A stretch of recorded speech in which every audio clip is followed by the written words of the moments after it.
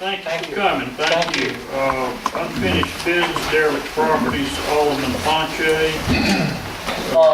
I'd just like to advise everybody again that Cruising the Coast is coming up in about 3 weeks. And the reason I have derelict properties on there, particularly along Highway 90, there are some properties that really need to be cleaned up, and I sure would like to have our city looking as neat as possible, especially on the highway with all these cruisers coming in within the next 3 weeks. Okay, I have an update on derelict properties. Yes, ma'am.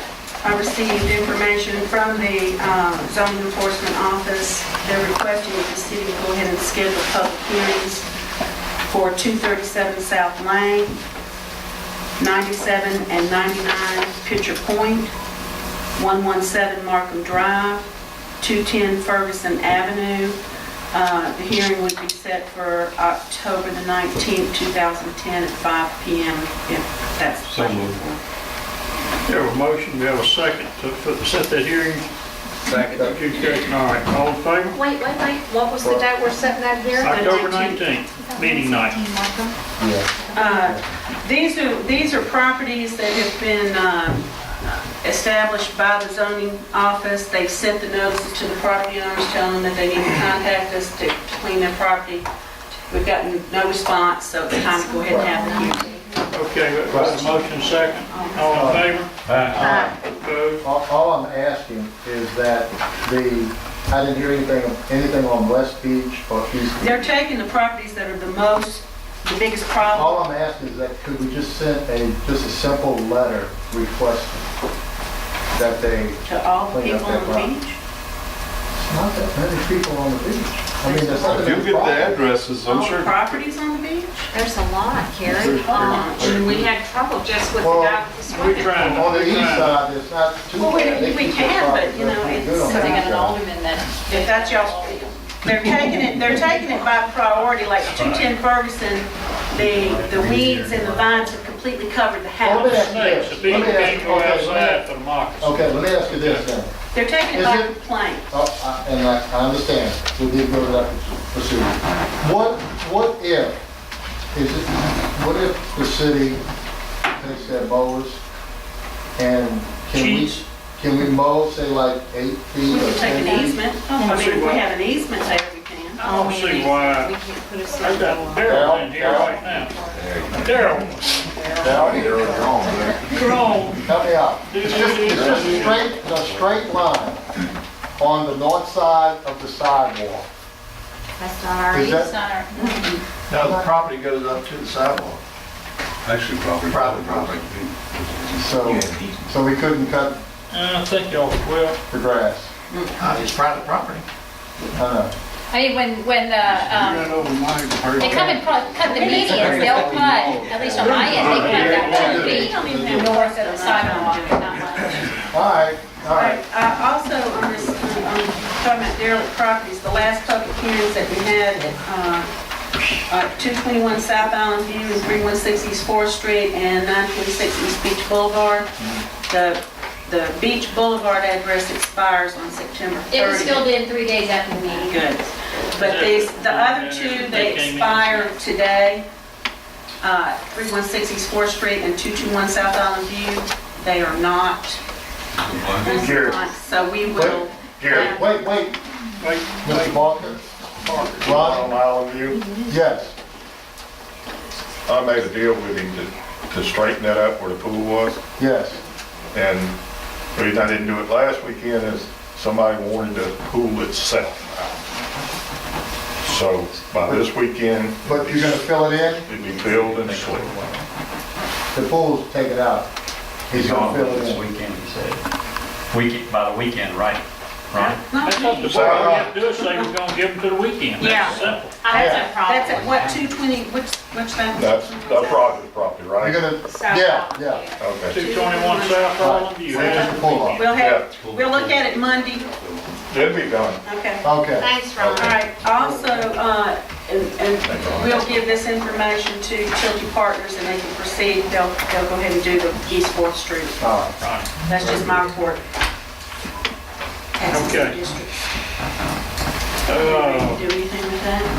Okay, so Tax exempt districts, I don't think that, I know that I'm not necessarily prepared to even Here, logically all discuss right, I'm gonna that. take this off the agenda till somebody puts it back in. Yeah. We need to do please. this, we need I to do mean, this, we but got the information, Yeah. but we still need some more research. we need on to it. say have a little work session. Right, right. Let's go ahead and hold it off for right now. I won't put, okay? I'm not doing I got- another thing with it. Well, we got the information, thank goodness. Yeah. Okay, But y'all, we need to do some more research. somebody just needs to bring it back when We'll you're bring ready. it back. We'll bring it back. All right, sidewalk ordinance, Alderman Kubiak. I don't have anything major to report right now, but I did meet with Mr. Simpson and our building official and Anita, and we discussed our sidewalk ordinance and some modifications to it. And Mr. Simpson might have something available for us to review at our next meeting. All right, so I'll put it What, on. let me ask you something, Jim, what are we doing on that? Are we're taking the, what do we have right now? Hadn't the planning board sent some guidelines? The planning board adopted a fairly generic ordinance that said, more or less, that on any new construction, commercial or residential, or any repairs that are over 50% of the true value of the property, you have to construct a sidewalk. And that's simple enough. It sounds like, but it gets complicated when you get into the practical application of it. You know, where do you do it? Can a private citizen construct a sidewalk on the public right-of-way?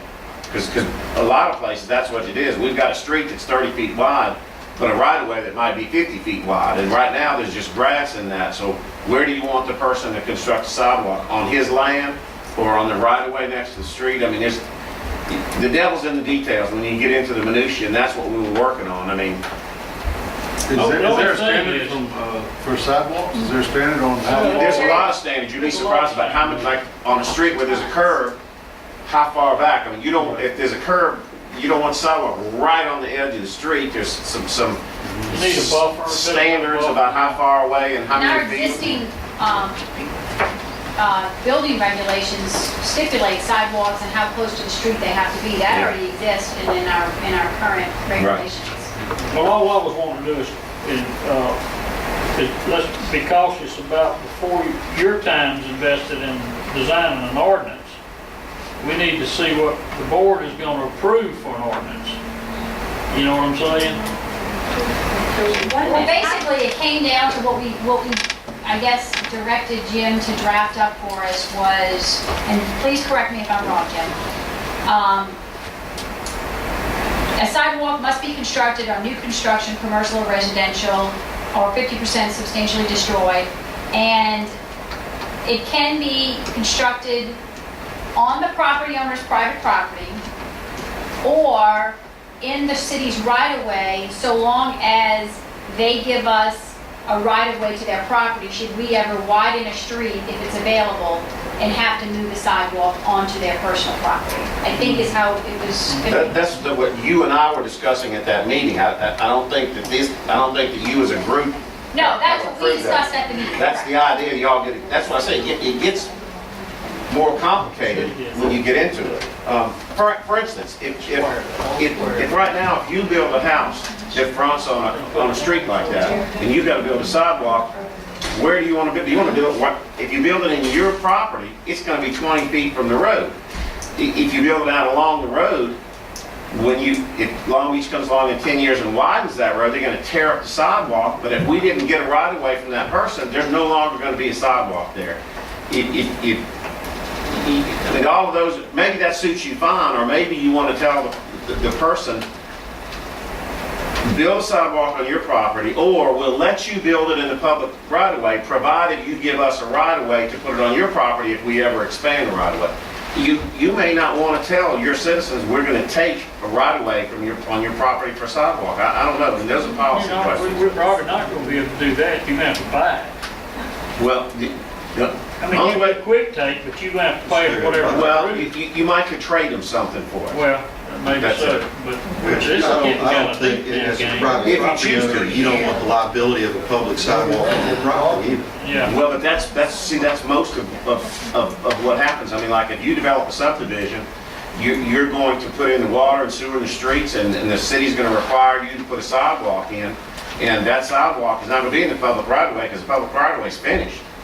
It's gonna be across the lots. I disagree. A new subdivision, the sidewalk is always in the right of way.